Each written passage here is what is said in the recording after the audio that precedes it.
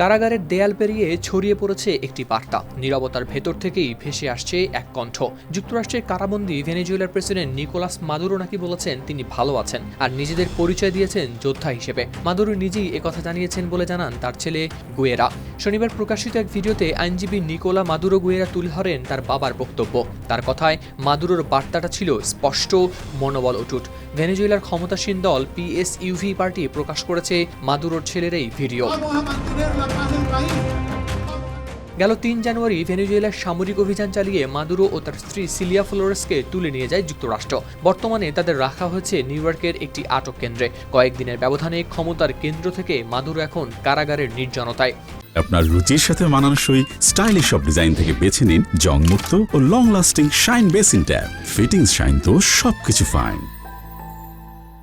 New ইয়র্কের একটি আদালতে মাদুরোর বিরুদ্ধে আনা হয়েছে মাদক সন্ত্রাস, কোকেন আমদানি এবং মেশিন গান ও ধ্বংসাত্মক সরঞ্জাম রাখার ষড়যন্ত্রের অভিযোগ। যে মামলাটি করা হয়েছিল আরও ৬ বছর আগে। এতদিন ছিল না সেটির কোনো অগ্রগতি। কারাকাস থেকে তাকে নিউ ইয়র্কে নেয়ার পরেই সক্রিয় হয় বিচারিক প্রক্রিয়া।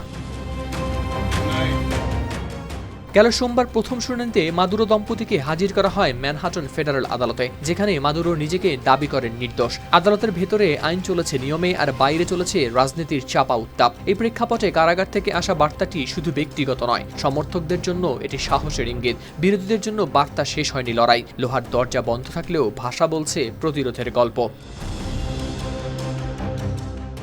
হাওলাদার শামীম, RTV।